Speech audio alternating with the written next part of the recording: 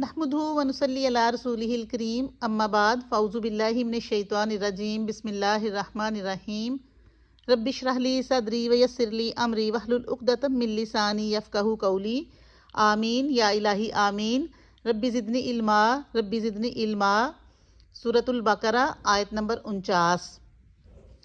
وَإِذْ نَجَّيْنَاكُمْ مِنْ آلِ فِرْعَوْنَ، وَإِذْ اور جب، نجیناکم نجات دی ہم نے تم کو، من آل فرعون آل فرعون سے، اور جب ہم نے تم کو نجات دی آل فرعون سے۔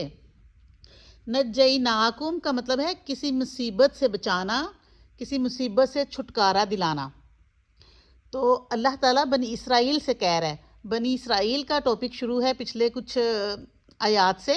اللہ تعالیٰ نے جو ان کے اوپر احسانات کیے ان کو اللہ تعالیٰ یاد کرا رہا ہے کہ اس وقت کو یاد کرو۔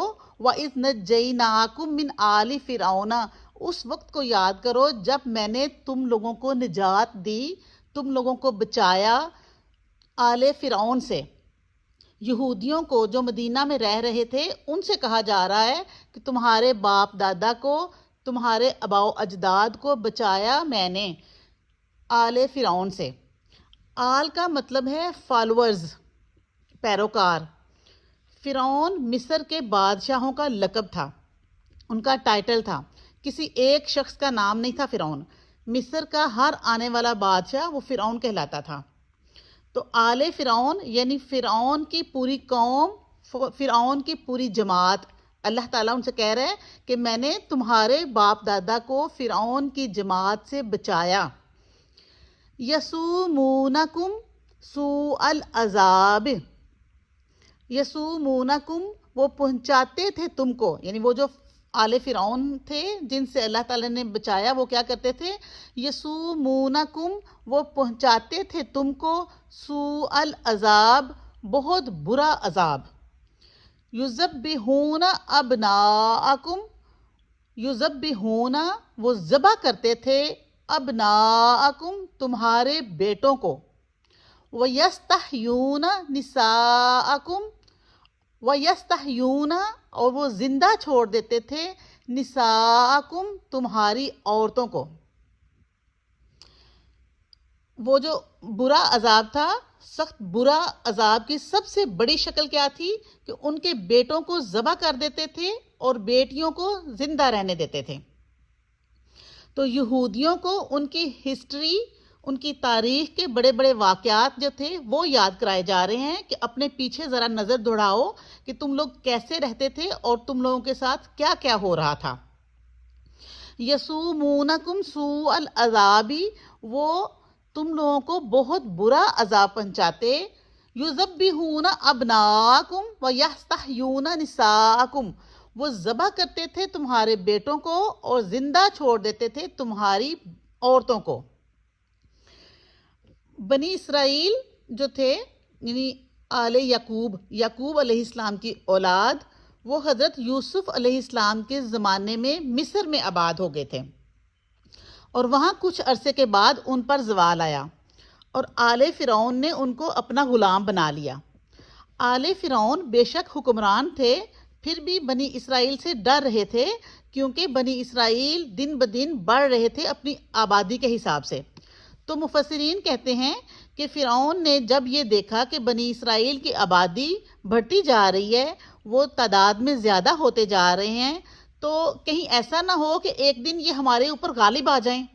تو انہوں نے یہ سوچا کہ کہیں ایسا نہ ہو کہ ایک دن یہ ہم پہ غالب آ جائیں، تو انہوں نے کیا کیا؟ یسومونکم سوء العذاب ان کو برا عذاب دینا شروع کر دیا۔ اور وہ برا عذاب کیا تھا؟ یذبحون ابناءکم ان کے بیٹوں کو وہ قتل کر دیتے، ویستحیون نساءکم اور ان کی عورتوں کو زندہ چھوڑ دیتے۔ تو بعض تفسیر کی کتابوں میں یہ بھی لکھا گیا ہے کہ فرعون نے خواب دیکھا کہ بنی اسرائیل میں ایک لڑکا ایسا پیدا ہوگا جو بڑا ہو کر فرعون کو ختم کر دے گا، تو اس وجہ سے اس نے پھر ان کے بیٹوں کو قتل کرنا شروع کر دیا۔ بہرحال حضرت موسیٰ علیہ السلام کو اللہ تعالیٰ نے معجزانہ طور پر بنی اسرائیل سے بچایا۔ تو وہ عورتوں کو کس لیے چھوڑ دیتے تھے؟ کیونکہ عورتیں مردوں کے بغیر وہ بالکل کمزور ہیں، تو ان کو وہ لونڈیاں بناتے اور ان سے پھر فرعون کی نسل جنم لیتی، جو ان سے بچے پیدا ہوتے وہ فرعون کی نسل کے ہوتے، تو آل فرعون میں ہی اضافہ ہوتا رہتا۔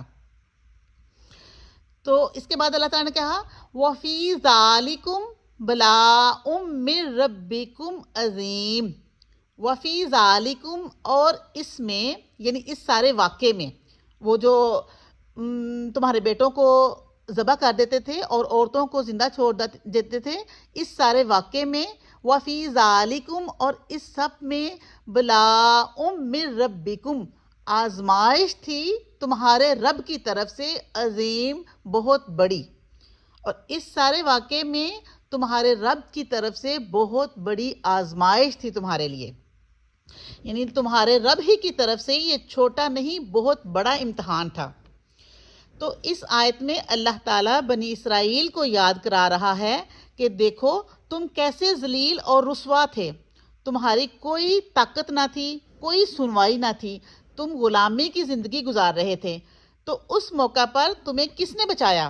اللہ تعالیٰ ان کو اپنا احسان یاد کرا رہا ہے، لیکن ساتھ ہی اللہ یہ بھی کہہ رہا ہے کہ آزمائش بہرحال رب ہی کی طرف سے ہوتی ہے، بلاء من ربکم، آزمائش تمہارے رب کی طرف سے تھی، چاہے آزمائش چھوٹی ہو یا بڑی ہو، تو ان کو آزمائش میں ڈالا گیا تاکہ وہ سوچیں، غور کریں اپنی حالت پر اور اللہ تعالیٰ کی طرف پلٹیں۔